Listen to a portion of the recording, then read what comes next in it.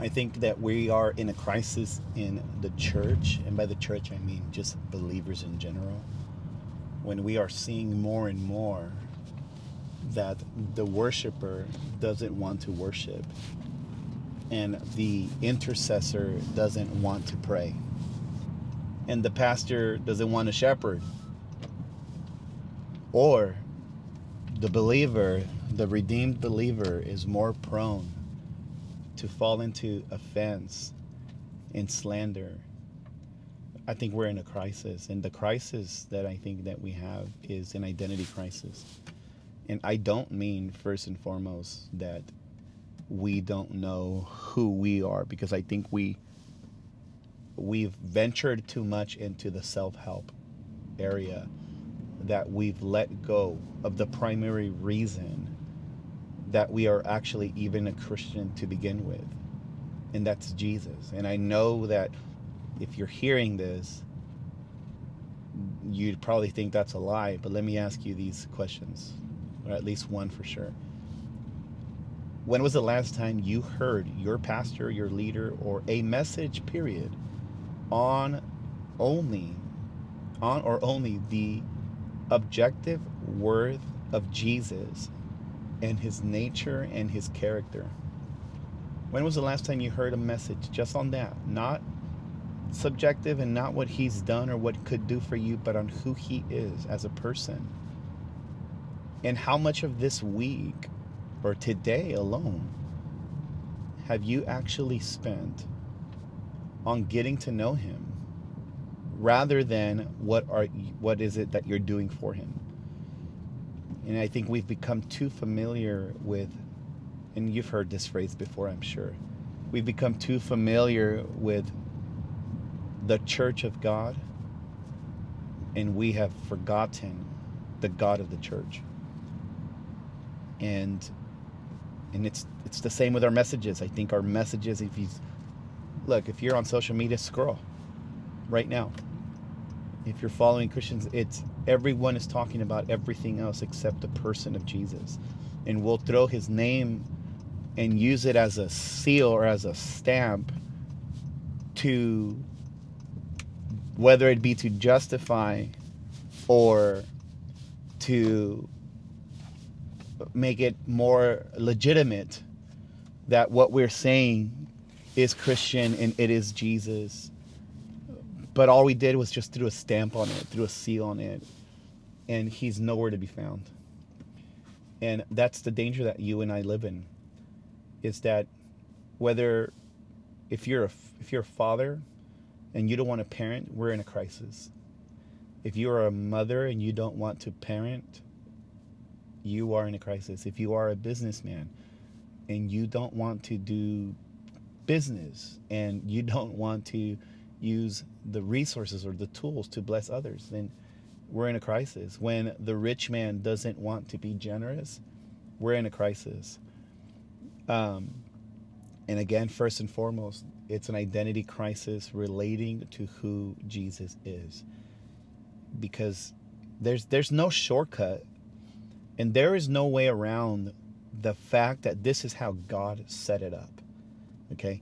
For example, John 17:3, and there's many passages where you'll find these types of words. John 17:3, Jesus is in the garden. He's in the garden, and he prays in that verse specifically, and he says, and he's praying to the Father, and he says, because to know you, the Father and the Son, to know you is eternal life for them.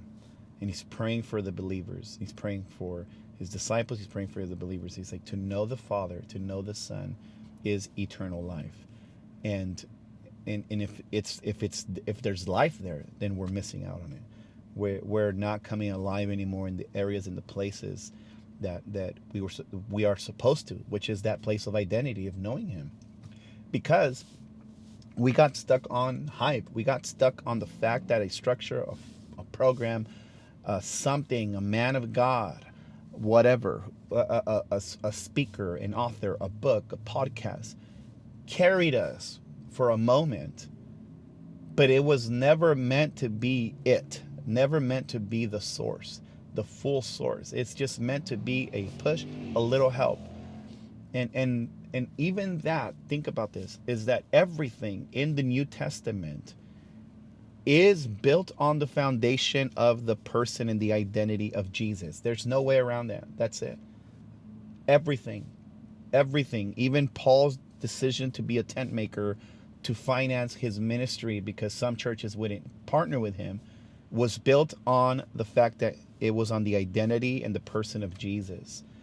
And and if you look at the life of Paul landed on that.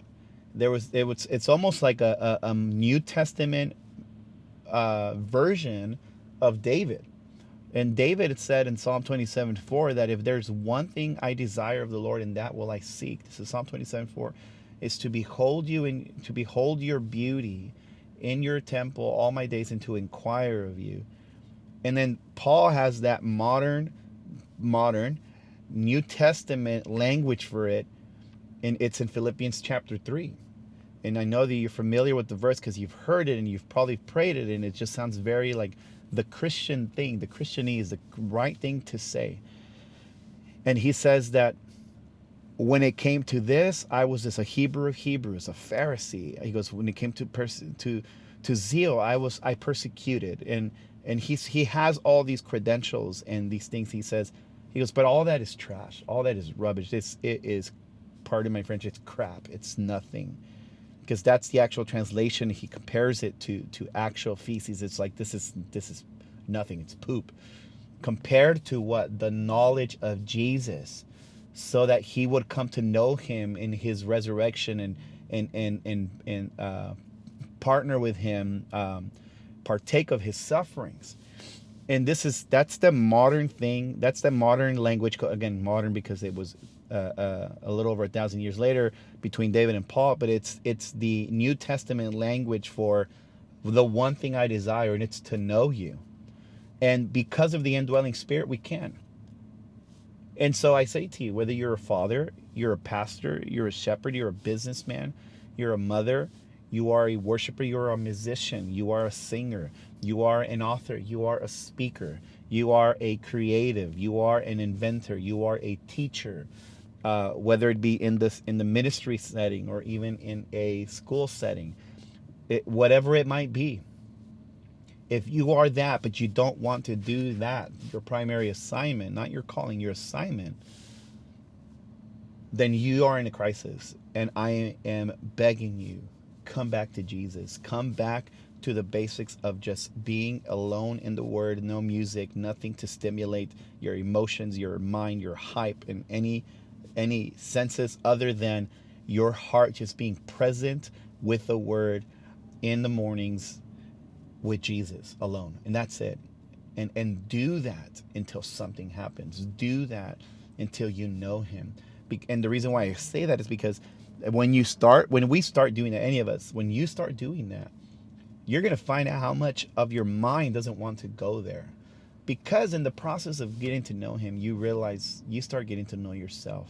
And who you are is nowhere near two things. It's nowhere near who you thought you were, and is nowhere near who he is. And the journey of sanctification is to shorten and to narrow that gap between who you are right now and who he is, and shorten it along the way. And that we would do what Philippians 1:11 says, that we would give fruits of righteousness that come only through Jesus Christ to the glory of the Father. And that's my encouragement to you. Go back to Jesus. Go back to Jesus.